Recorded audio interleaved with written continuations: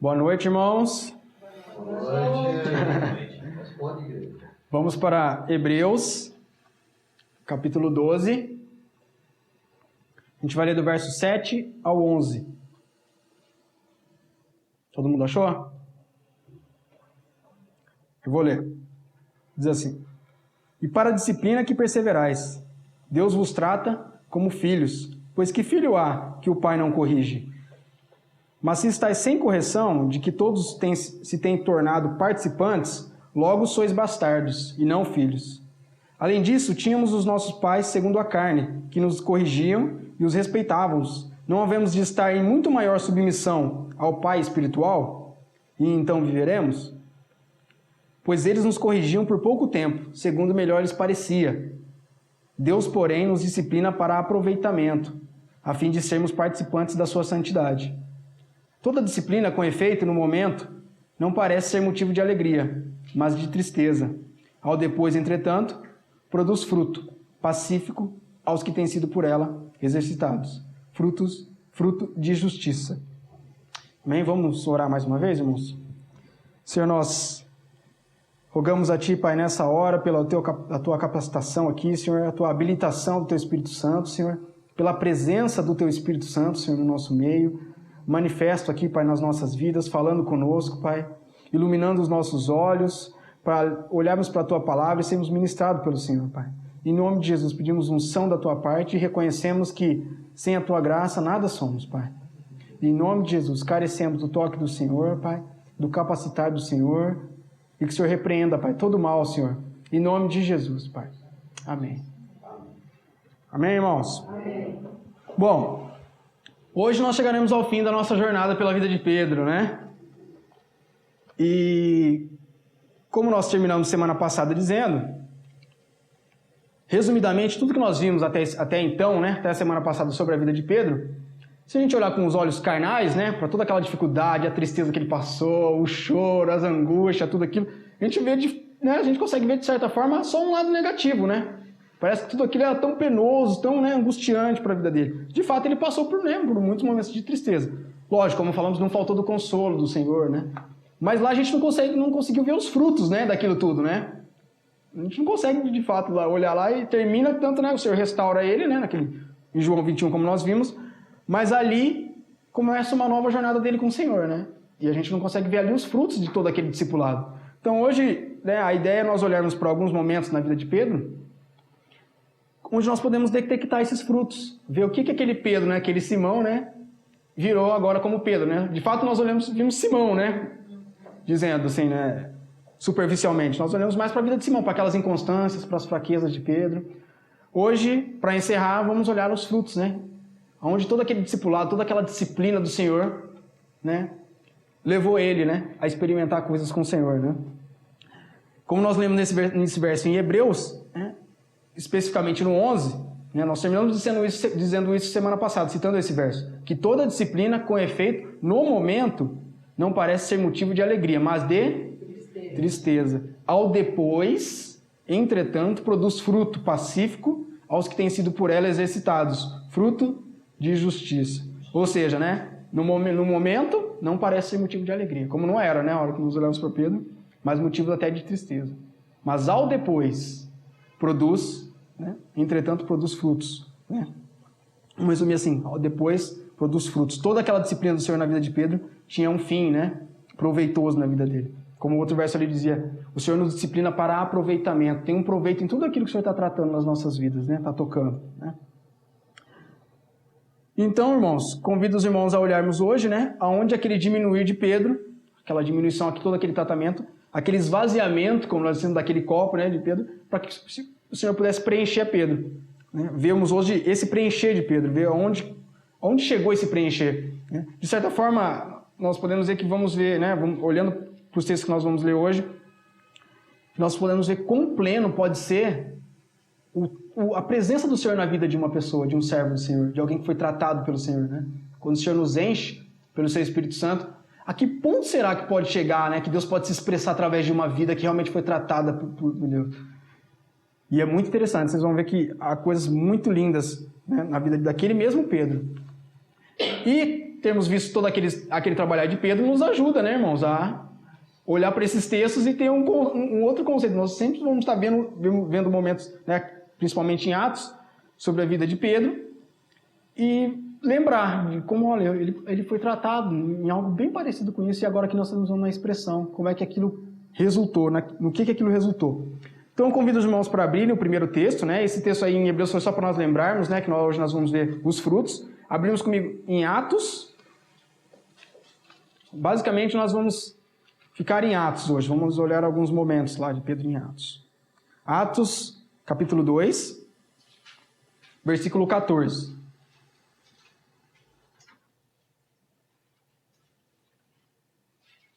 Todo mundo achou?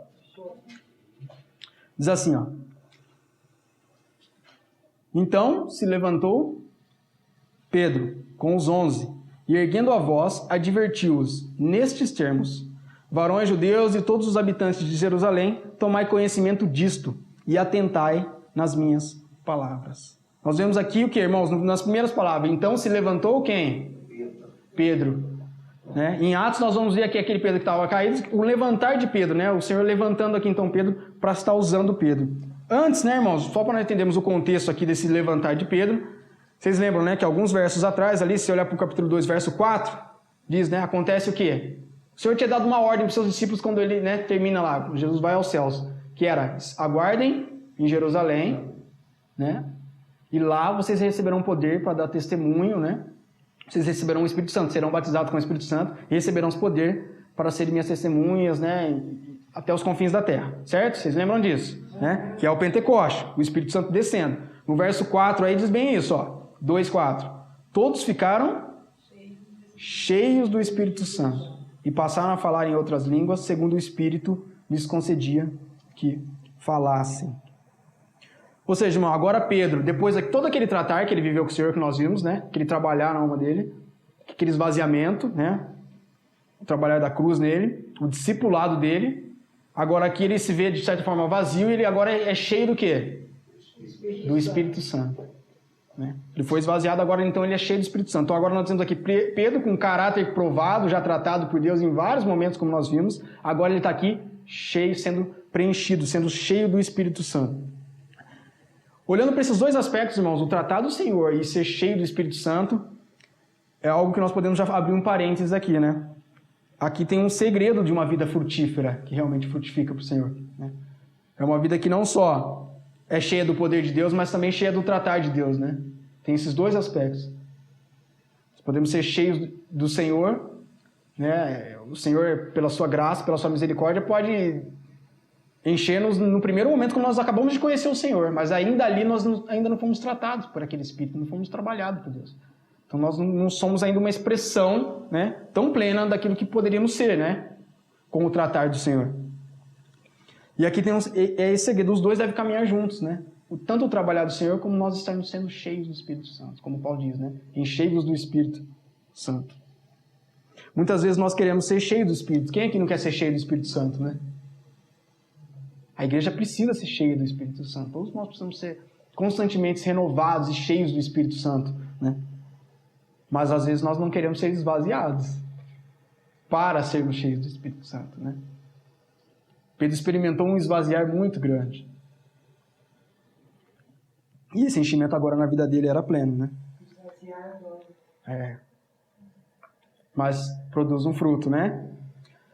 Bom, então acontece esse enchimento, né, sobre todos os discípulos que estavam ali, certo?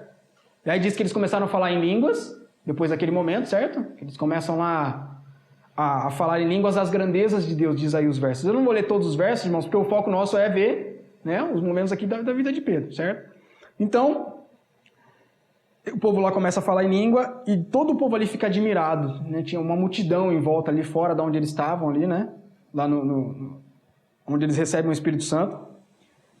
E o povo começa a ficar admirado de todos eles e começam a acusar eles de estarem bêbados. Olha, esse povo estão todos aí embriagados, né? Estão todos bêbados. Então é diante desse cenário que Pedro, né, lá no verso 14, como nós vimos, se levanta, né? Diz lá, então se levantou Pedro. E aí nós temos aí um primeiro discurso de Pedro, né, um longo discurso que Pedro faz né, defendendo. Diz que Pedro se levantou, ergueu a voz, né, e advertiu a multidão. Ou seja, adverte eles que tudo aquilo que eles estavam vendo, de fato, ali, eles não estavam de forma alguma embriagados. Que aquilo que eles estavam vendo, aquela manifestação toda, era por causa era um testemunho, era uma certeza, era uma evidência de que aquele Jesus que eles ouviam crucificado tinha ressuscitado. Pedro se levanta para dar ali um testemunho do Senhor. Se você for lá para o capítulo 2, verso 32, pula lá para o 32. Diz assim, ó: a esse Jesus, Deus ressuscitou, do que todos nós somos testemunhas. Ou seja, Pedro está testemunhando, irmãos. Aqui nós já podemos ver um fruto interessante sobre a vida de Pedro, né? Pedro se tornando um testemunha do Senhor ressurreto aqui. Pedro, se nós lembramos que, né, que significava Simão, de toda a inconstância, de toda aquela falta de convicção, aquela incerteza dele, né? Aquele que era inconstante, agora nós vemos se levantando aqui, ó, em alta voz e advertindo uma multidão, irmãos. Ou seja, aquele que era inconstante agora aqui é pura convicção, ele tinha certeza plena das coisas que ele estava falando, né? Aquele que negou o Senhor diante de uma rodinha de pessoas na beira de um braseiro, vocês lembram, né? Tinham poucas pessoas ali, ele negou o Senhor. Quantas vezes? 3 vezes. Aqui, diante de uma multidão, ele se levanta para dar testemunho do Senhor. Os riscos ainda eram os mesmos, né? Mas ele se levanta para dar testemunho. Eis aqui um primeiro fruto que nós podemos ver na vida de Pedro, irmãos.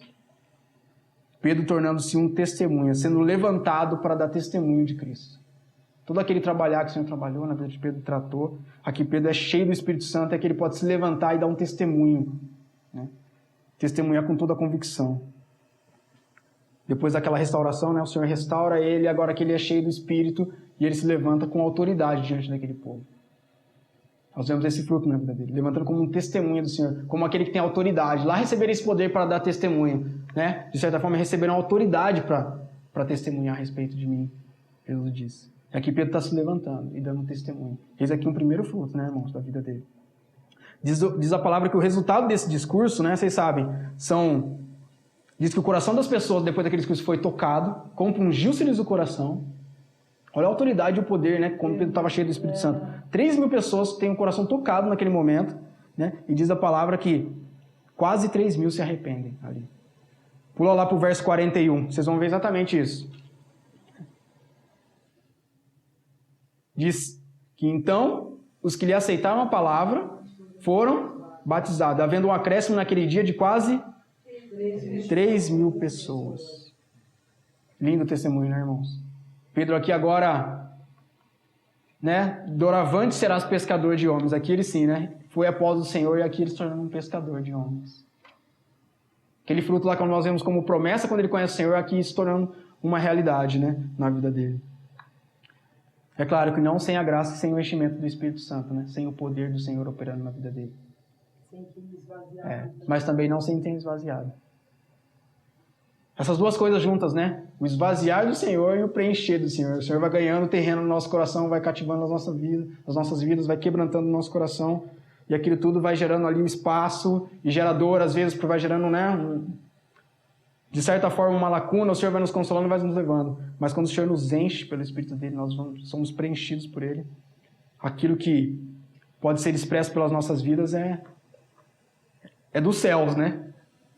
Nós não podemos nem imaginar. E diz a palavra aí que quase 3.000 pessoas, né, se convertem. É o fundamento da igreja, né? Aqui. São acrescentadas ao reino do Senhor. São salvas aqui, irmãos. Olha que lindo. 3.000 pessoas salvas. Né? Todo o trabalhar do Senhor na vida de Pedro tinha um fim, né? Uhum. Tinha um propósito. Sim, tinha um propósito. E muito coerente com aquilo que Deus fez na vida dele. Deus falou, você vai ser pescador de homens. Mas não é desse jeito que você pesca. Mas se Deus, né, não tivesse feito tudo aquilo, né? Sim. Aqui agora ganha todo esse sentido. Aqui agora ganha todo esse sentido. Não era um Zé Mané que estava lá no chão e de repente vem um espírito sobre ele e ele começa a fazer as coisas. Não, ele tinha um vaso preparado por Deus, separado, né? Que havia sido já tratado, santificado, Deus tinha esvaziado ele. Bom, então esse é o primeiro fruto, certo? Pedro tornando-se aqui sendo levantado como um testemunho de Cristo. Vamos ver o segundo fruto. Um segundo fruto. Aí Atos capítulo 3, verso 1. Vamos ler do 1 ao 10. Alguém pode ler, por favor? Me ajudar? Pedro e João subiam ao templo para a oração da hora nona. Era levado um homem, coxo de nascença, o qual punham diariamente à porta do templo, chamada Formosa, para pedir esmola aos que entravam. Vendo ele a Pedro e João, que iam entrar no templo, imploravam que lhe dessem uma esmola. Pedro, fitando juntamente com João, disse: Olha para nós. Ele os olhava atentamente, esperando receber alguma coisa. Pedro, porém, lhe disse: Não possuo nem prata nem ouro, mas o que tenho, isso te dou. Em nome de Jesus Cristo, o Nazareno, anda. E tomando-o pela mão direita, o levantou. Imediatamente os seus pés e tornozelos se firmaram. De um salto se pôs em pé, passou a andar e entrou com eles no templo, saltando e louvando a Deus. Viu todo o povo a andar e louvar a Deus, e reconheceram ser ele o mesmo que esmolava, assentado à porta formosa do templo, e se encheram de admiração e assombro por isso que lhe aconteceu. Obrigado. É lindo esse texto, né? Eu acho muito bonito esse texto. Diz aí que, né, tinha um homem na porta, certo? Os primeiros versículos que nós lemos. Coxo de nascença, na porta do templo, né?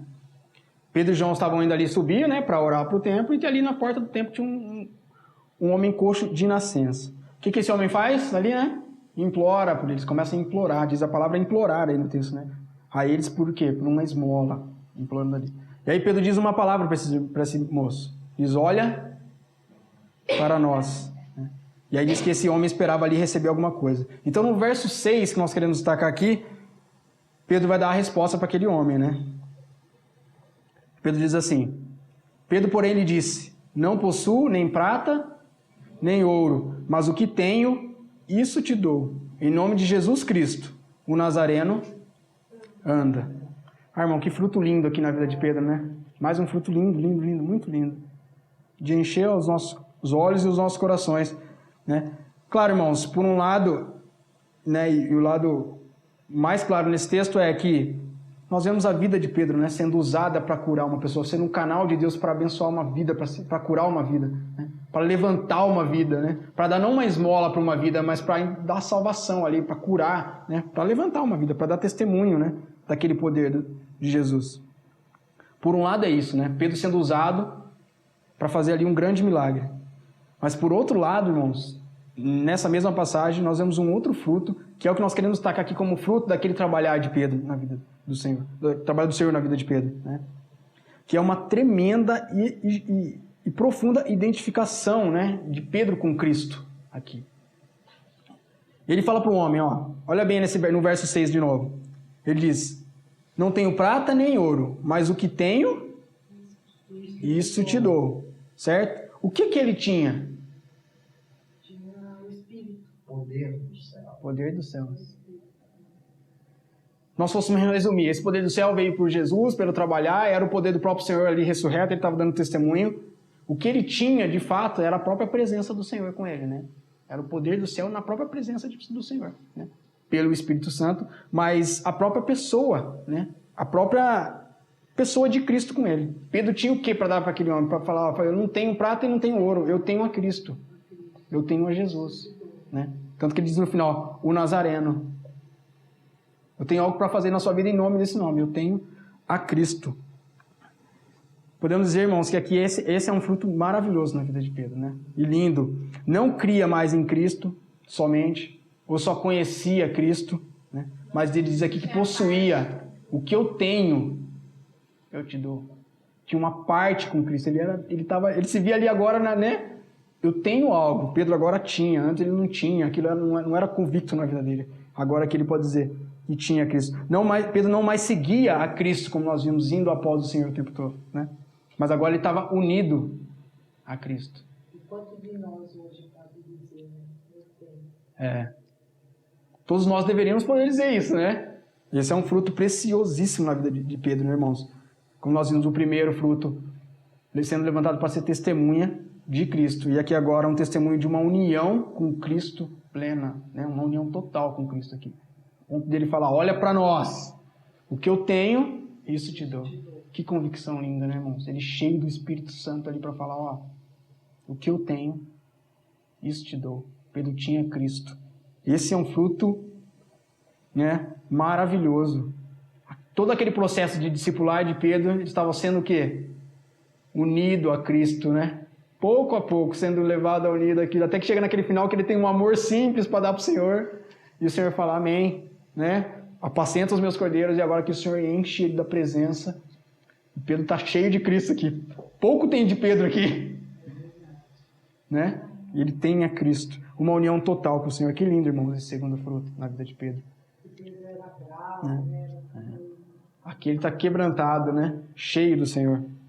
Diz no verso 7, diz assim, né? E tomando pela mão direita, o levantou imediatamente, os seus pés e tornozelo se firmaram. O homem é curado, né, irmãos? Ali, Pedro pega ele pela mão direita, levanta, e a palavra diz que os pés dele e os tornozelos dele se firmaram. Irmãos, conhecendo aquele pano de fundo de Pedro, né, como nós vimos, daquelas inconstâncias dele afundando, né, e de tantos momentos, nós olhamos para esse verso aqui e podemos dizer, olha, não só os pés desse homem aqui que era coxo estava sendo firmado, mas os pés de Pedro, nós também podemos ver que ó, os pés de Pedro agora estavam firmes, né? Não só tem os pés e tornozelos aqui sendo firmados, mas agora nós vemos que os pés de Pedro realmente estão sobre aquela rocha, né? Com raízes como aquele cedro do Líbano, como nós dissemos, né? Profundas, né? Agarrado àquela rocha. Que lindo, né, irmãos? Esse fruto. Que lindo esse fruto. Pedro unido a Cristo totalmente. Bom, vamos para o próximo. Diz aí, né, que é em seguida desse texto, diz que depois de acontecer isso, desse milagre na vida desse homem, Pedro faz um discurso, mais um discurso ali, dessa vez no templo. Pedro vai lá e discursa no templo. E aí o resultado desse discurso no templo é que mais 2.000 pessoas são aí, né, em certa forma, acrescentados àqueles 3.000. Então agora o número chega a quase 5.000. Olha o resultado, né, de todo aquele trabalho. Desse ato aqui e da pregação que Pedro faz agora no templo, depois dessa cura aqui, né? E a igreja já chega a quase 5.000. Então o que acontece? Eles são presos logo em seguida. Diz aí, né, no verso 4, capítulo 4 agora, tá? É em seguida disso que nós vimos. Diz no capítulo 4, eu vou ler, tá? A partir do verso 5 aí, diz assim, ó. No dia seguinte, reuniram-se em Jerusalém as autoridades, os anciãos e os escribas, com o sumo sacerdote Anás e Caifás, João, Alexandre e todos os que eram da linhagem do sumo sacerdote. E pondo-os perante ele, os arguíram, com que poder ou em nome de quem fizestes isso? E diz aí no verso 8, que então Pedro, cheio do Espírito Santo, lhes disse, autoridades do povo e bispo, e aí Pedro vai dar aquela mesma resposta, Pedro vai dar aquele mesmo testemunho, né? Olha, foi Jesus que fez isso, né? Vai dar o testemunho da salvação, que é em Cristo que é a salvação e nenhum outro. Jesus vai pregar aqui de novo para esses aqui também, né? E diz aí no verso 13, né, que é o verso que nós vamos destacar para ver esse fruto de Pedro, diz o seguinte, ao verem a intrepidez de Pedro e João, sabendo que eram homens, olha aí, homens o quê? Iletrados e incultos, admiraram-se e reconheceram que haviam eles estado com Jesus. Olha que interessante, hein? Eles ali estão presos, então estão sendo interrogados, e diz a palavra que Pedro, cheio do Espírito Santo, responde aos sacerdotes, né, dando testemunho, né, mais uma vez Pedro vai dar o testemunho, diz eles que, no começo desse verso 13, diz que ao verem a intrepidez de Pedro e João, né, sabendo que eram iletrados e cultos. Vocês sabem o que significa, né? Iletrados e incultos. Semi-analfabetos, sem cultura nenhuma, né? De natureza nenhuma, sem conhecimento, né? Totalmente leigos. Pescadores ali, rústicos mesmo, né? Como eles eram, né? E ele usou essa intrepidez com Anás, Caifás, Anás, sim. aqueles que condenaram. Sim, exatamente os homens que condenaram o Senhor. Exatamente. Ali nós vemos aquele testemunho, né? Como o primeiro fruto, né? Ali já. Ele como primeiro ou segundo, todos os frutos juntos ali, né? Já. Porque ele se levanta como autoridade, né? Aquele que negou diante de alguns agora tem uma autoridade, uma convicção, né? Dos céus mesmo ali para ele testemunhar diante daqueles que crucificaram, né? Que condenaram o Senhor, na verdade. Então diz a palavra que eles, sabendo que eles eram iletrados e incultos, reconheceram que haviam eles estado com Jesus. Ou seja, irmãos, viram neles algo de Jesus na vida deles, né? Eis aqui o terceiro fruto, irmãos. Uma vida, né? O terceiro fruto na vida de Pedro, uma vida que expressa Cristo.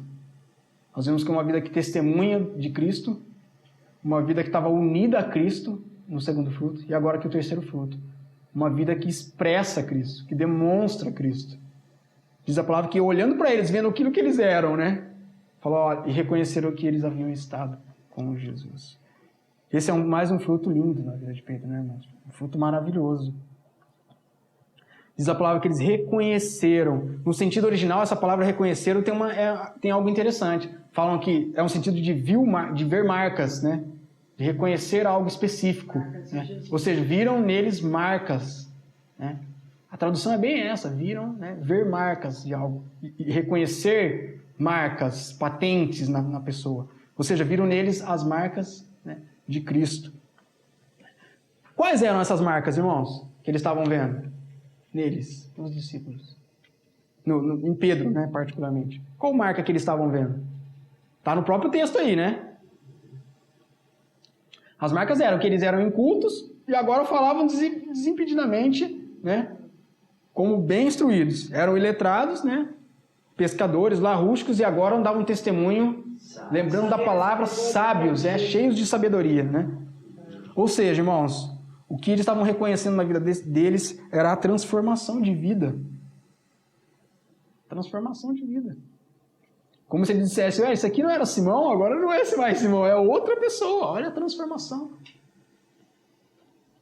Aquele que vacilava, irmãos, né? Sabe o que significa intrépido? Viram a intrepidez aí, diz no começo, né? Coragem. Pessoa que tem Corajosa. convicção, Corajosa. ela tem autoridade no que ela está falando. Uhum. Mas, objetivamente, tem um sentido também interessante, intrépido, que não trepida. Intrépido, que não trepida. Não vacila. Que não vacila. E quem que era o vacilante de toda a história, né? Aqui agora Pedro não é mais vacilante, agora Pedro é intrépido. Não trepida mais não. Pelo trabalhar do Senhor na cruz, pelo esvaziar daquele discipulado, agora cheio do Espírito Santo, Pedro agora é o quê? Intrépido. Lindo, né? Esse fruto é lindo, lindo. A vida dele expressando a Cristo. Quem que era intrépido? Pedro aqui nesse caso, mas Jesus era aquele que andava entre eles com toda a convicção, dava testemunho que chegava a assustar, né? Que guardas iam para prender ele e voltavam quase que convertidos, que falavam, eu nunca vi ninguém falar assim. Nunca ninguém falou assim, com tamanha autoridade. Tremendo, né? Tremendo, tremendo. As marcas de Jesus estavam neles, irmãos, na vida de Pedro. Eles pregavam, né? Pedro estava ali pregando pelo poder do Espírito, mas não sem uma vida transformada.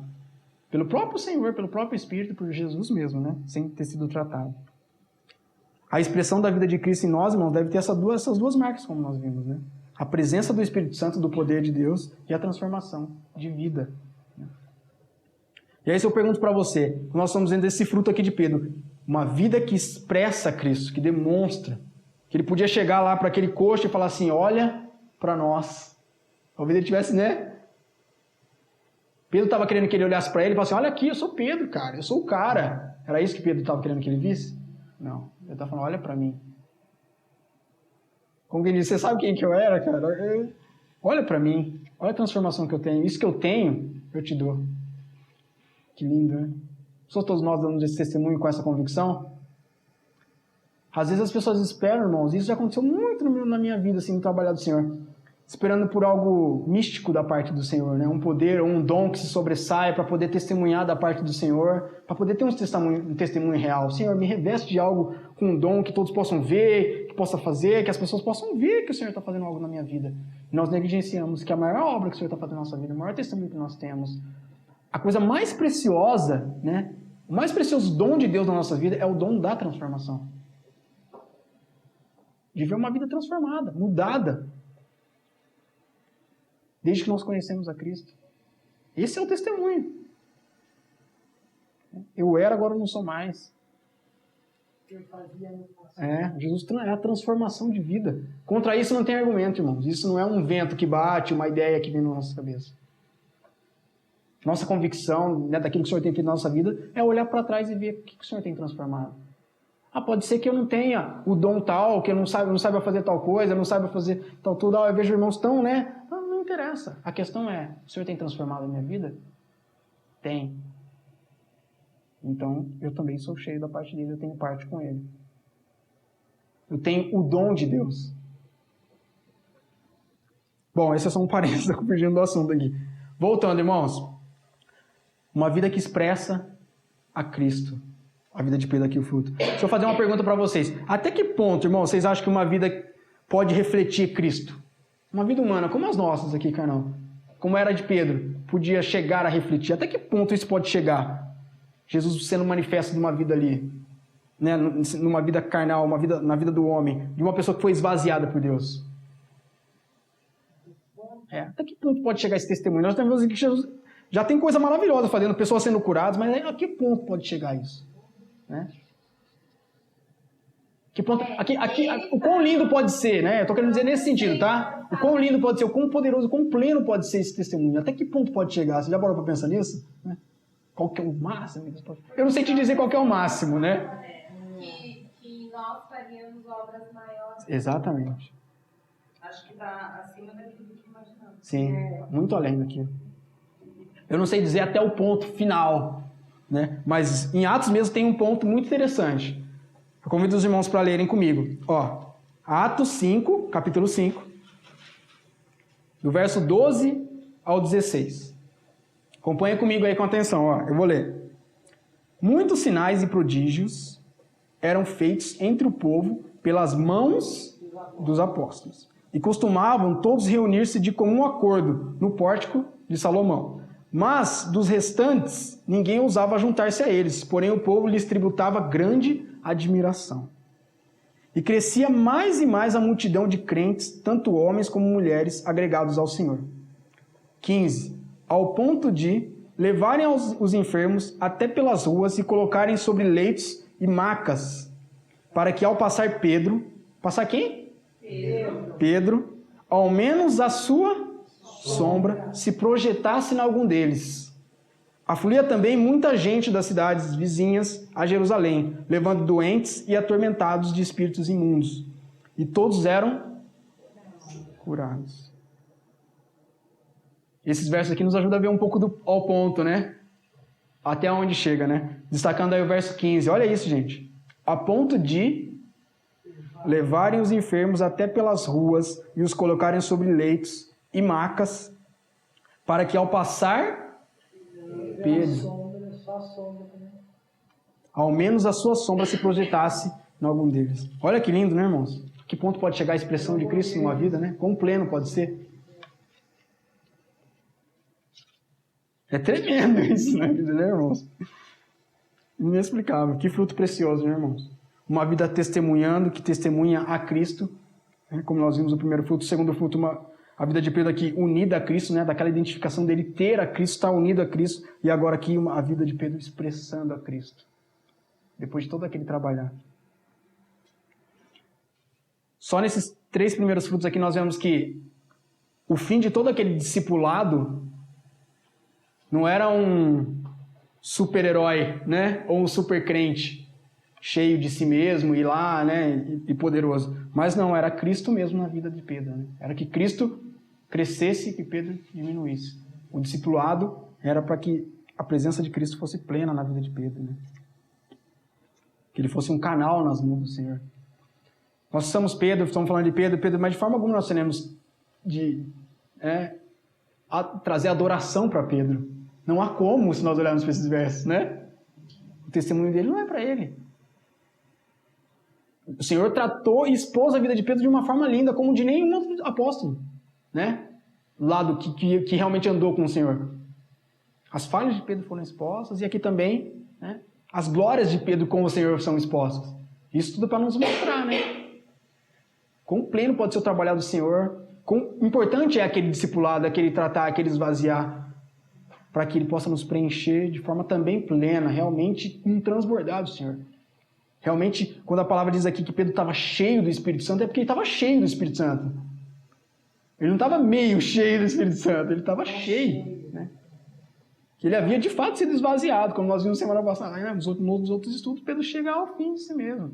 Ele chega a se esvaziar plenamente. O trabalho da cruz nele, né, vai até o fundo. E aqui estava se cumprindo, Cristo, aquilo que o Senhor Jesus havia dito, a Jana mencionou há pouco, lá em João 14, 12. Vamos ver. Sim. Em verdade vos digo que aquele que crê em mim fará também as obras que eu faço e outras maiores fará, porque eu vou para junto do Pai. Estava se lembrando dessa palavra. Sim, sim. E outras maiores. Ao ponto de fazer coisas maiores que o Senhor, né? Uma vida ali que o Senhor tem tratado, tem trabalhado. É lindo, irmãos. Esse testemunho é... Vamos para o próximo fruto, então. Capítulo 5 mesmo aí, ó. Verso 17. Depois que a gente leu aí. A gente leu até o 16, vamos para o verso 17. Eu vou ler do 17 ao 20, para nós introduzirmos aí o assunto desse próximo fruto. Diz assim, ó. Levantando-se, porém, o sumo sacerdote e todos os que estavam com ele, isto é, a seita dos saduceus, tomaram-se de inveja, prenderam os apóstolos e os recolheram à prisão pública. Mas de noite, um anjo do Senhor abriu as portas do cárcere, conduzindo-os para fora. Lhes disse, ide e apresentando-vos no templo, dizei ao povo todas as palavras desta vida. Bom, diz a palavra que eles prenderam todos dessa vez, né? Não é só Pedro e João, dessa vez aqui, todos lá são presos, né? Ou seja, irmãos, são presos de novo já aqui. Nós vemos mais uma vez os discípulos aqui, que pagando o preço daquilo tudo. De certa forma, eles estavam cheios do Senhor, cheios do Espírito Santo, cheios da convicção, mas segundo para o mundo, eles estavam gerando ali inveja, gerando tudo de ruim, sendo presos, já estavam ali começando a sofrer, né, pelo nome de Cristo, já estavam ali pagando o preço, mais uma vez presos. Então diz a palavra que eles lá presos, né, vai um anjo, o Senhor envia um anjo, o anjo abre as portas e liberta eles, certo? E fala para eles, ó, vai e prega, apresenta no templo e diz ao povo todas as palavras dessa vida. Ou seja, vão lá pregar no templo. O anjo vai lá, liberta eles da cadeia e fala, não, vamos lá pregar no templo. Vocês não vão ficar presos aí não, né? O anjo liberta eles. Então, irmão, depois, né? Aí eu não vou ler todos os textos porque, né, não é nosso objetivo, a gente, né, fica aqui perdendo muito tempo. Depois vocês podem ver melhor em casa. Mas o que acontece é que os sacerdotes vão lá para interrogá-los na prisão, depois, né, passado um tempo. Quando eles chegam lá para interrogar na prisão, eles descobrem que eles, o quê? Não estão mais lá. Cadê? O anjo tinha libertado e tinha mandado eles para o templo. E aí eles ficam sabendo, né, que eles foram para o templo. E aí eles mandam um soldado lá buscar eles no templo. Vão lá buscar esses homens. Como assim? Não estão mais aqui? Eles não souberam explicar. Depois você lê em casa esse texto, você vai ver. Eles ficam admirados. Ali ninguém sabe o que aconteceu. Né? E aí pula lá para o verso 27. 27 a 29. E aí diz assim, ó. Trouxeram-nos apresentando-os ao Sinédrio. Trouxeram da onde? Estavam lá no templo, né? Tinham escapado da cadeia. Então traz eles lá para os sacerdotes para eles interrogarem eles. Né? E aí diz a palavra que trouxeram-nos apresentando ao Sinédrio e o sumo sacerdote interrogou-os, dizendo, expressamente vos ordenamos que não ensinasseis nesse nome. Contudo, encheste de Jerusalém de vossa doutrina e quereis lançar sobre nós o sangue desse homem. Então Pedro e os demais apóstolos afirmaram, antes importa obedecer a Deus do que aos homens. Bom, irmãos, eles vão lá para diante do sacerdote, né? Vai lá ser interrogado, né? No Sinédrio. o sacerdote fala, olha, nós ordenamos a vocês que não voltassem a pregar. Eles são libertos daquela outra prisão, falam assim, ó, a gente vai soltar vocês, mas ó, não preguem, né? Não falem mais em nome de Jesus. E eles voltam a pregar, né? Eles prendem eles, aí o anjo vai lá, liberta, enfim. A história se discorre.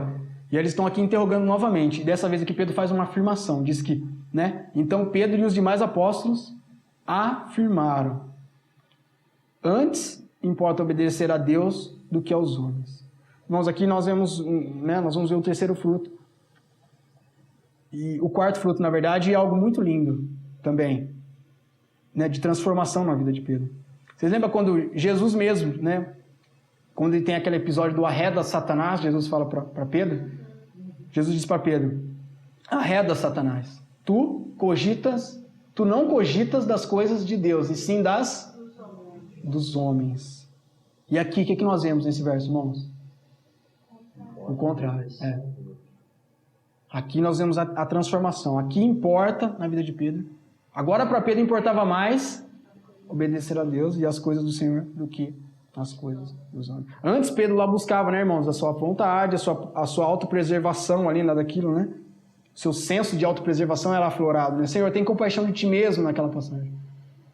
Aqui, para ele importava mais obedecer a Deus. Ainda que isso lhe custasse a própria vida. Até porque aqui ele estava correndo risco direto, né? Real. Irmãos, aqui o quarto fruto, nós podemos chamar de uma vida que toma agora, na prática, a cruz de Cristo. Pedro tomando aqui a cruz. Tomando a mensagem, pagando o preço pelo Evangelho, né? Pela mensagem do Evangelho. Não mais pelos homens. Agora era mais importante para ele a vontade de Deus, né? Obedecer a Deus. Que transformação, né, irmãos? Que transformação linda. Que transformação de vida. Até então, lá no discipulado, nós vimos que o Senhor proclama a cruz e fala, ó, aquele que quer vir após mim, negue-se a si mesmo, tome a sua cruz e siga-me. Mas, de acordo com o que vai passando naquele evangelho, até o final, lá Pedro, né, ser restaurado pelo Senhor e tal, nós não vemos ali, de fato, Pedro tomando a cruz, né? Aquilo era uma verdade objetiva, o Senhor tinha lançado, era palavra. As palavras do Senhor, né, para a vida dos discípulos. Aqui a gente vê aquela palavra se tornando uma realidade espiritual na vida deles. Aquilo se tornando aqui realidade para a vida deles. Assim deve ser com as nossas vidas, a respeito do tomar da cruz também, né? A gente, né? Que nem a gente falou semana passada, a gente pode cantar sobre a cruz, né? Falar sobre a cruz, pregar sobre a cruz, mas na prática, no dia a dia, a gente não viver cruz, né? A gente viver para as nossas vontades, para satisfazer os nossos desejos, do jeito que a gente planejou, do jeito que eu planejei. A coisa começa a fugir um pouco, a gente entra em desespero.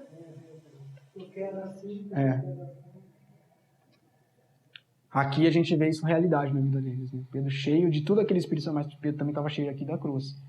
Não importava mais Pedro se preservar aqui, quer me cortar minha cabeça, faz o que quiser. Antes, importa. Antes significa o quê? Deus estava agora em que lugar na vida de Pedro? Primeiro lugar. As prioridades ajeitadas ali na nossa vida. Aqui tem um princípio interessante também nesse, né? Como que Deus alinha as prioridades dele na nossa vida? Como que Deus torna-se prioridade nas nossas vidas? Pelo trabalhar na cruz. Quando nós tomamos a cruz, Deus em primeiro lugar. Impossível Deus ser em primeiro lugar na nossa vida se a gente não tomar a cruz. É aquele que a gente entrega para Deus, pega de volta, pega Deus em primeiro e segundo. A gente acha que Deus está em segundo, em terceiro e tal, mas Deus não tem. Não tem como colocar Deus em segundo lugar. Ele não fica. Como nós dissemos, ou Jesus é pedra de tropeço, ou ele é pedra angular das nossas vidas. Né? É tudo ou é nada. Bom, essa resposta de Pedro aqui para esses sacerdotes aqui, né, para esse povo, gerou consequência. Né? De fato, ele estava correndo um risco que gera consequência. Aí eu chamo vocês para olharem comigo, versículo 40 e 41. Olha lá. Eu vou ler, diz assim, ó. Chamando os apóstolos, açoitaram-nos. O que é açoitar? Bateram neles e aí soltaram eles, né? Chamando os apóstolos, açoitaram-os e ordenando-os que não falassem em nome de Jesus, os soltaram. E eles se retiraram do sinédrio, regozijando-se por terem sido considerados dignos de sofrer afrontas por esse nome. Ai, irmão, essa é uma vida de cruz mesmo, né? Se nós pudéssemos dizer, olha, naquele momento ali, Pedro falou aquilo com toda aquela autoridade, mas acho que depois, ó, conhecendo bem Pedro, acho que ele podia ser que depois ele tentasse... Não. Não negou mais. Ele não negou, ele foi até o fim. Foi açoitado e aí eles são soltos. E soltos, eles regozijaram. O que é regozijar? Se alegrar. Segundo o nosso dicionário Aurélio, significa sentir satisfação intensa. Não é só uma alegria, saindo um pouco alegres, mas sentir satisfação intensa por terem sido considerados dignos de sofrer afrontas por Cristo. Aquilo para eles era um selo do Senhor. Olha, isso para nossa cabeça entender é muito alto, né? Assim, é difícil de nós entendermos isso. Que testemunho de tomar a cruz, irmãos. Que transformação na vida de Pedro, né?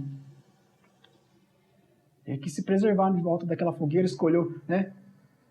Trocou o Senhor por um braseirinho ali para ficar lá se aquecendo em volta daqueles ali que estavam ali quando ele negou o Senhor 3 vezes. Sem até saber as consequências, se aquilo podia dar em morte para ele ou não podia dar. Naquele momento tudo ainda era, né? Aqui, mesmo convicto de todos os riscos, ele vai até o fim. Que transformação, irmãos. Bom, vamos para mais um fruto. Quarto aqui e último fruto que a gente vai ver hoje. Aí eu convido os irmãos para pularem comigo lá para Atos agora, capítulo 10.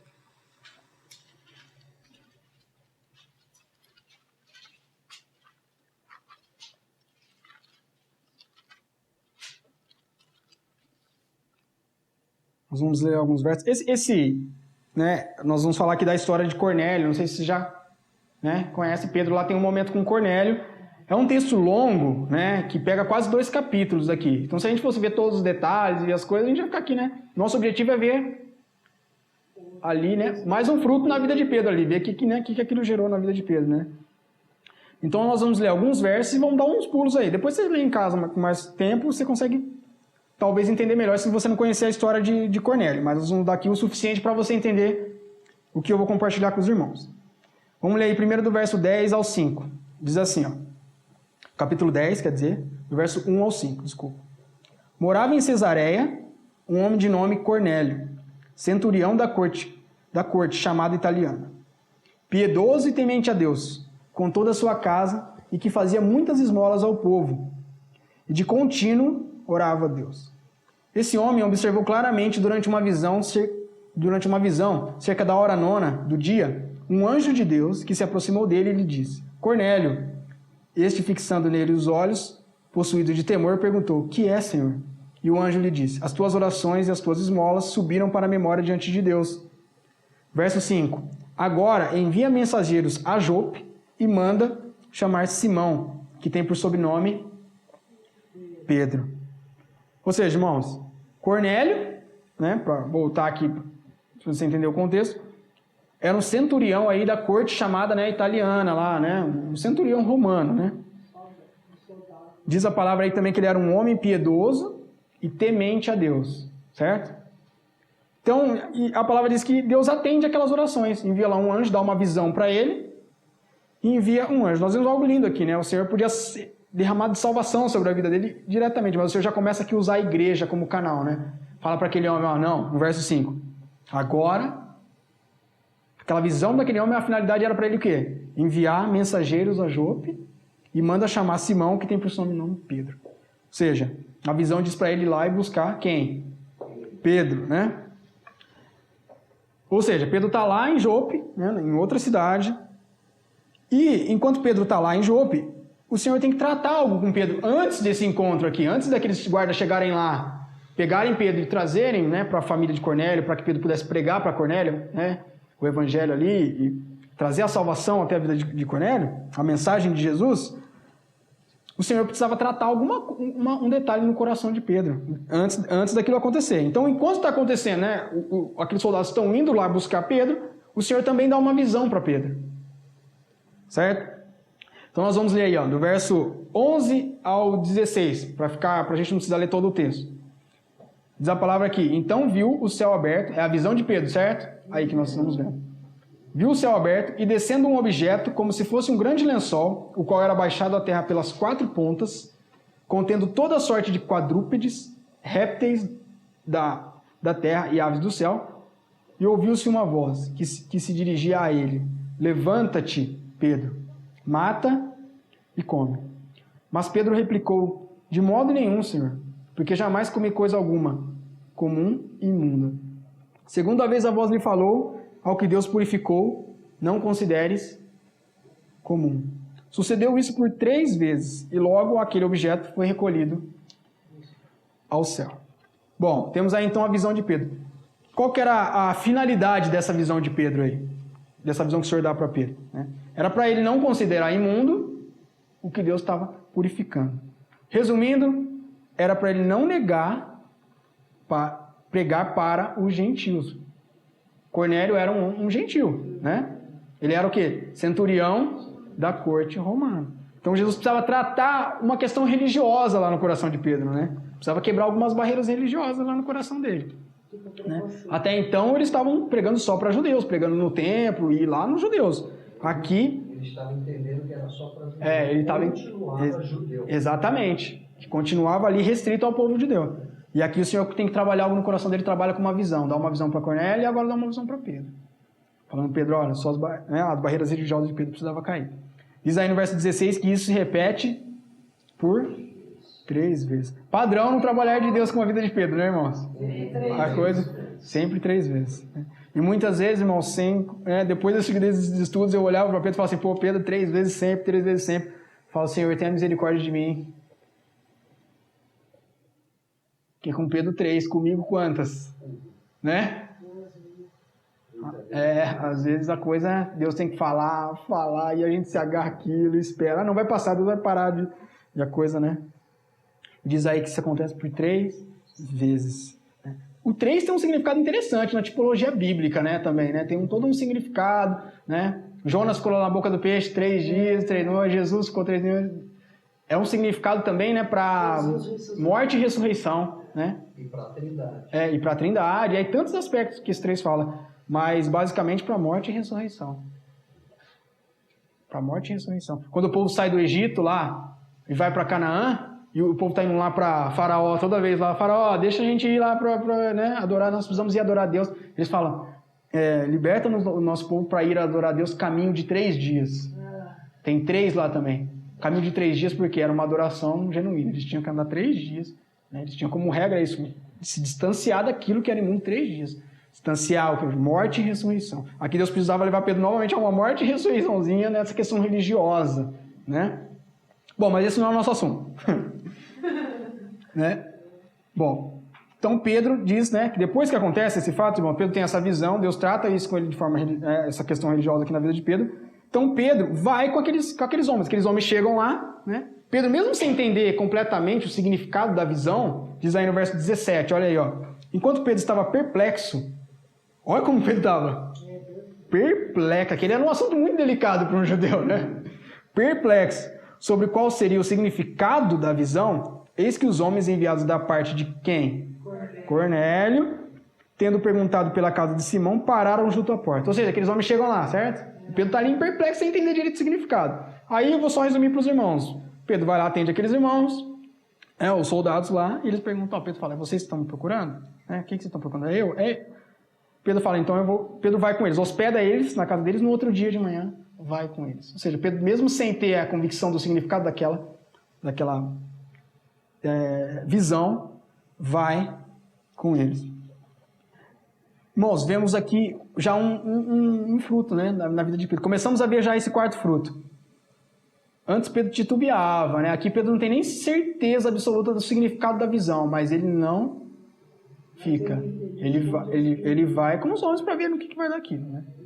Já vemos aqui pelo menos já uma disposição para obedecer ao Senhor bem diferente, né, daquela que ele tinha, como naquela das redes. Joga as 2 redes, jogou uma rede, né?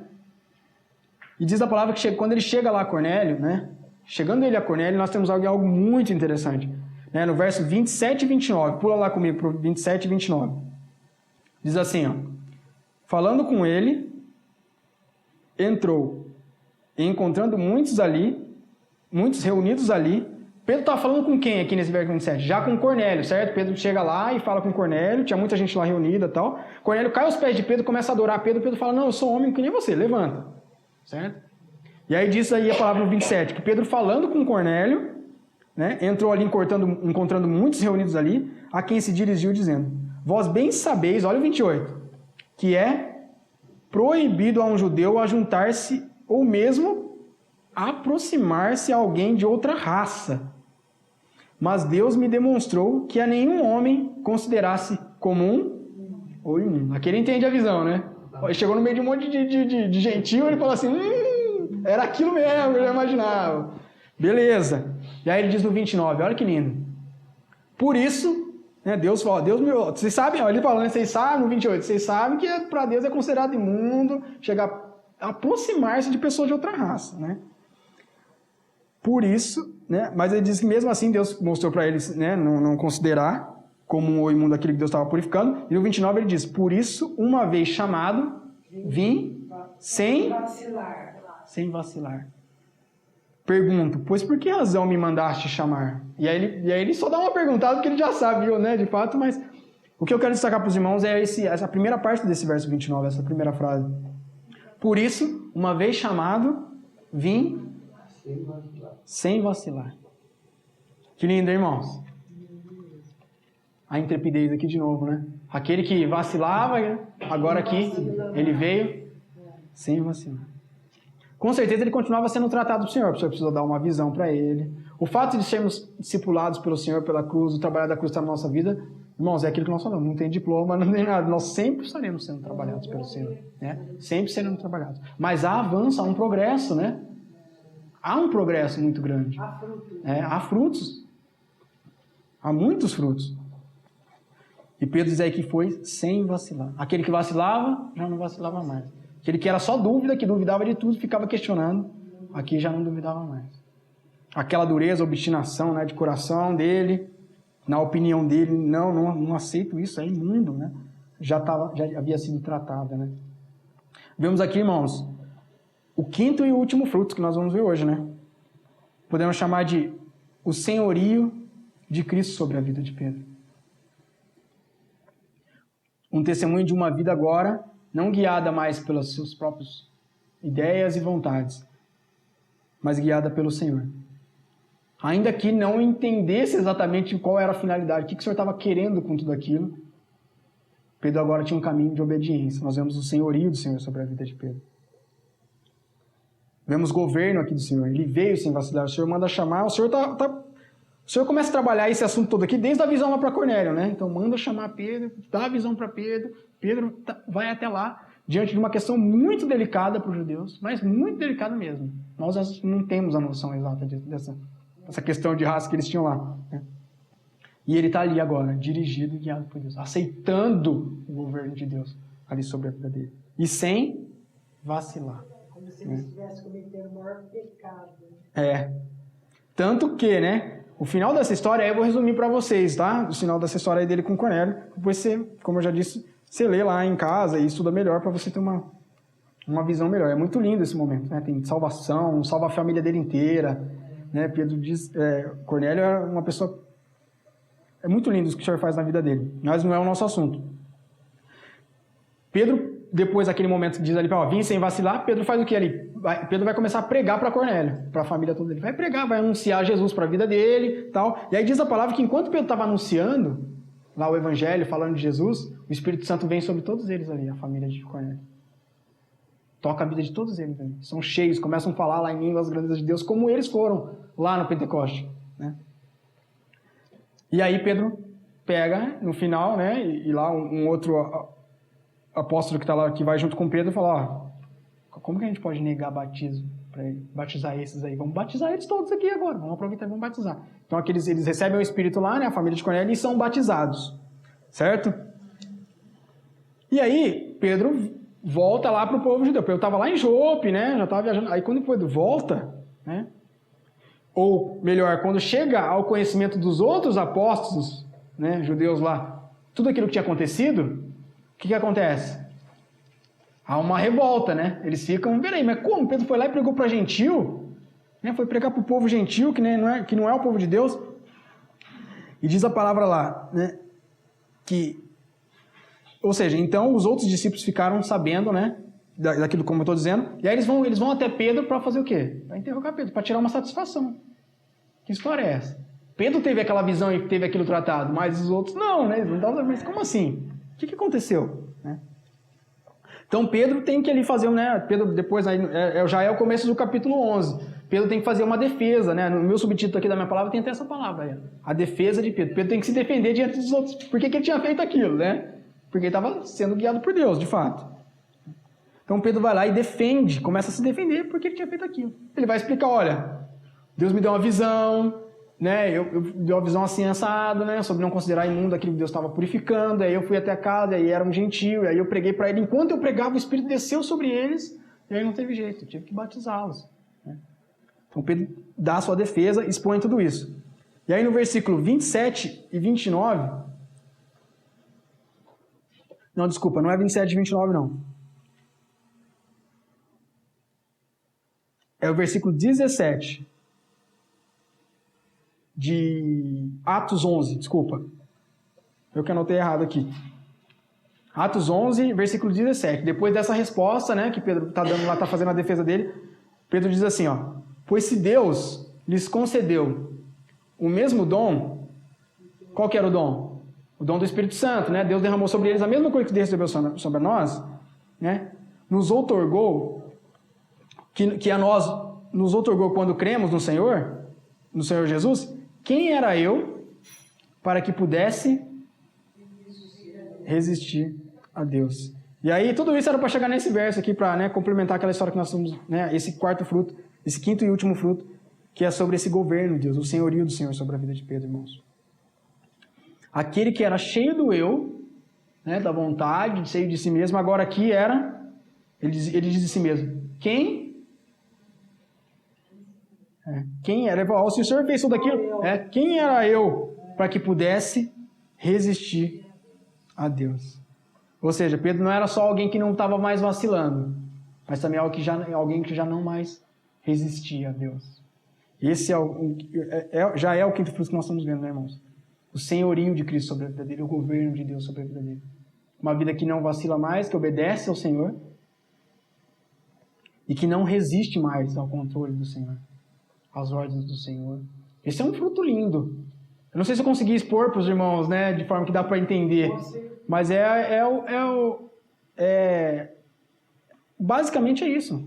É o governo do Senhor, o senhorio do Senhor sobre a vida agora de Pedro. Pedro não resistindo mais ao Senhor. O Senhor fala, Pedro, agora é direita. Pedro, por que? Não, é direita. Pedro agora sendo governado pelo Senhor. Não considere imundo aquilo. Ainda de uma questão tão delicada, Pedro agora. E Pedro diz aqui, ele usa essa expressão, né? Quem era eu para que pudesse resistir a Deus? Pedro agora já não resistia mais, já não era tão duro. Agora ele já estava entregue ao Senhor. Ao senhorio de Cristo. Sobre a vida dele, meu irmão. Pedro agora aqui nós vemos já nele um fruto de uma vida submissa. Plenamente submissa. Que não resistia mais ao trabalhar de Deus ali. Na vida dele. Aberto, né? Bom, irmãos, que lindos frutos, né? Na vida de Pedro. Vemos que o final do discipulado é Cristo mesmo, né? É como nós vimos o testemunho de Cristo. Ele se levantando para dar o testemunho de Cristo. Uma vida unida a Cristo em Pedro, né? Cheio do Senhor. Isso que tem, te dou. Pedro cheio de Cristo. Uma vida que expressa a Cristo, né? Um fruto na vida de Pedro. Mas um fruto foi a expressão da vida de Cristo, através da vida de Pedro. Que lindo, né? Ele foi um canal, né? Ele pôde ser usado pelo Senhor. Depois do testemunho de que ele toma a cruz, né? Pedro tomando a cruz. Um discípulo realmente, aquilo realidade espiritual na vida de Pedro, né? Um fruto, né, de alguém que estava realmente tomando a cruz. E por último, o senhorio pleno do Senhor sobre a vida dele, o controle. Pedro já não mais resistia a Deus. O governo de Deus sobre a vida dele. Lindo, né? Eu acho lindo esses textos. Né? Você possa ser encorajado também ao ver esses frutos na vida de Pedro. Faz todo sentido ver esses frutos agora, que nós já vimos aquele trabalhar, né? Nós sabemos aonde o Senhor queria chegar. Muitas vezes na nossa vida pode estar exatamente naquele momento que nós vemos em Hebreus, né? No momento, não parece ser motivo de alegria, às vezes até de tristeza. Deus operando coisas, falando, não, larga isso. Né? Lá era só coisa de deixar, e deixaram tudo, eles estavam deixando, se esvaziando.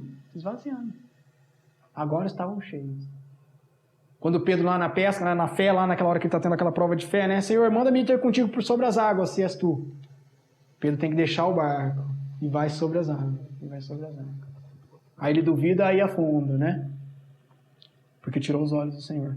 Aqui nós vemos no final ainda ele que não resistia mais a Deus, o governo do Senhor. Agora Pedro aqui vivia uma vida sobre as águas com o Senhor, dependendo totalmente de Deus. Não de voltar para o barco, não voltando para nada. Né? Com certeza, todo o discipulado de Deus na nossa vida é para nos levar a Cristo mesmo, a depender de Cristo, a ser nutrido por Cristo o tempo todo. A finalidade é Cristo sempre. Né? Nós usamos Pedro aqui no bom sentido para falar de tudo isso. Mas o fim é tudo aquilo que nós temos visto sempre. Né? Cristo. Amém? Bom, que todos nós sejamos achados também, né, irmãos? Nessas pisadas, né? Tanto no lado da disciplina, quanto no lado da frutificação. Né? Sem cruz, sem coroa, sem glória. Né? É uma parte do trabalhar do Senhor. Que sejamos achados nessas mesmas pisadas, nos dois sentidos. Né?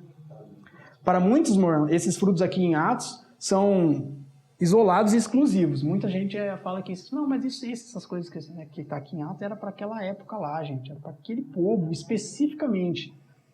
Em certo sentido, o Senhor se manifestou ali de forma milagrosa e especial. Né? Milagrosa não, mas poderosamente, né? Sobrenaturalmente muito especial. Era o fundamento da igreja, né? Era a fundação da igreja ali, de fato. Mas aquele Espírito Santo que caiu lá sobre eles, que foi derramado sobre eles, é o mesmo Espírito que está sobre nós hoje ou é outro? É o mesmo. É o mesmo. É o único. É o único. Exatamente, senhora. Boa definição. É o único. O mesmo Espírito. O mesmo Espírito. O mesmo Espírito. Estava lá em Pedro operando todas essas coisas, é o que está dentro de você. O mesmo Espírito. Não era algo isolado, irmãos. É o mesmo Espírito que habita hoje nas nossas vidas. Só que nós temos que deixar ele controlar. Não só deixar ele controlar, eles eram ali vasos e passaram por um discipulado, por uma disciplina do Senhor. A diferença, talvez, deles, né, daquela igreja para a igreja que vemos hoje, talvez seja o próprio trabalhar da cruz.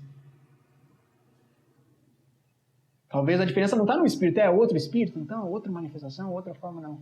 A diferença talvez esteja no trabalhar do Senhor. No esvaziar para encher as nossas vidas, né? Quão pleno pode ser o testemunho do Senhor através de uma vida? Né?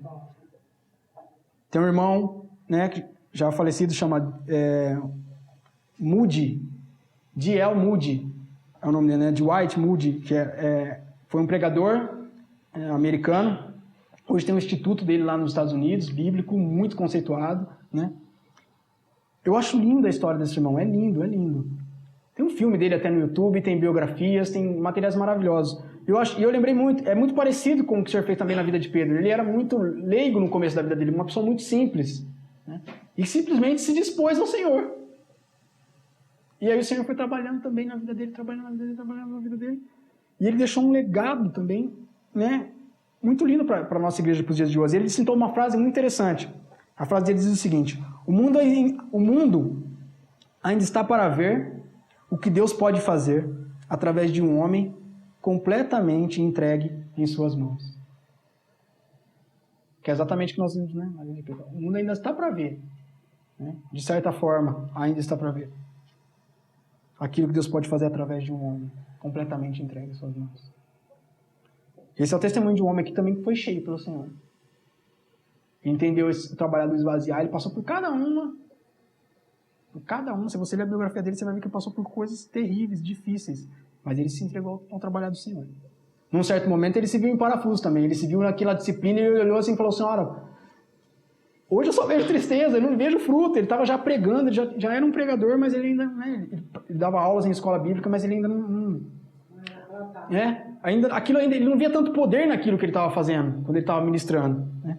E aí ele diz na biografia dele que ele começou a orar muito ao Senhor. Senhor, derrama poder, me enche, faz, né, algo vivo. Ainda não é isso, eu sei que o Senhor tem mais. Eu sei que ainda estou sendo trabalhado, por isso eu sei que o Senhor ainda tem mais. E diz aquele irmão, um testemunho dele, você pode ver na biografia dele. Teve um momento na vida dele que ele estava andando pela rua e o Senhor começou a tocar a vida dele de forma plena, poderosa. Plena, poder de Deus sobre a vida daquele homem. Né? Uma experiência particular, mística, não estou querendo dizer que essa vai ser a de todos nós. Mas o Senhor tocou ele de tal forma. Ele precisou, no meio da rua, entrar num lugar, né? Arrumar um cantinho para orar, e ele falou, Senhor, tá bom, tira a tua mão que eu não estou aguentando mais. Eu não estou suportando mais. O Senhor deu, né, tocou a vida dele poderosamente. Né? E nós podemos olhar como o Senhor também enchendo, como encheu a vida de Pedro aqui, né? Depois de ser esvaziado. O Senhor enchendo a vida daquele irmão. Depois daquilo, o ministério dele tornou-se o que foi. Foi depois daquele momento que ele deixa de dar aulas em escola bíblica, ele vai ser um missionário, ele vai pregar para fora. Antes ele pregava só na comunidade dele. E aí Deus faz algo tremendo na vida dele. Né? E é muito lindo o testemunho dele. Então, quando nós lemos essas palavras, o mundo ainda está para ver o que Deus pode fazer através de um homem completamente entregue em suas mãos. Ele sabia muito bem o que ele está dizendo. Olha, Deus tem infinitamente. Nós realmente abrimos nosso coração para tratar do Senhor, Deus pode fazer algo tremendo nas nossas vidas. Não sem o tratamento e o discipulado. Senhor. Os dois lados. Às vezes a gente fica querendo só essas experiências, né? Pô, o cara pôs a mão, Deus pôs poder, o cara teve que orar para Deus parar de tirar a mão assim. Nossa, é isso que eu quero. Não sem o esvaziar do Senhor, irmãos. Hoje tem um vento na igreja que só buscando experiência mística, né, de coisas e o poder e não sei o que. E vida espiritual mesmo, realidade espiritual, vida de cruz. Quase não. Bom, para encerrar, eu deixo 2 recomendações aí para os irmãos, 2 lições de casa, tá bom? Para encerrarmos aqui, Pedro, o assunto. Eu recomendo a leitura do livro Discipulado a Cristo, do irmão Stephen Kang, nós temos aqui. Fala sobre o discipulado, né? Muita coisa que nós falamos aqui. E o outro é as próprias cartas de Pedro, as 2 cartas de Pedro, né? Na própria palavra. Ali você vai poder ver mais frutos, ver o que esse Pedro aqui tem para nos dizer, o que ele disse para a igreja também, sobre santificação, sobre tantas coisas, sobre casamento. As cartas de Pedro tratam tudo, tá? Sobre volta de Cristo, sobre, né, salvação, santificação, todas as coisas ali. Da mesma forma que agora, olhando aqui para Atos, a gente vê os frutos na vida de Pedro, a gente ganha muito mais sentido porque a gente viu aquele tratar, quando nós olhamos para as cartas de Pedro. Aí a gente vai ver como assim, iletrados, incultos? Como assim, né? Nossa, quantas coisas ele escreveu pelo poder do Espírito Santo. Então deixo essa recomendação aí para os irmãos. Amém? Amém. Amém. Vamos orar.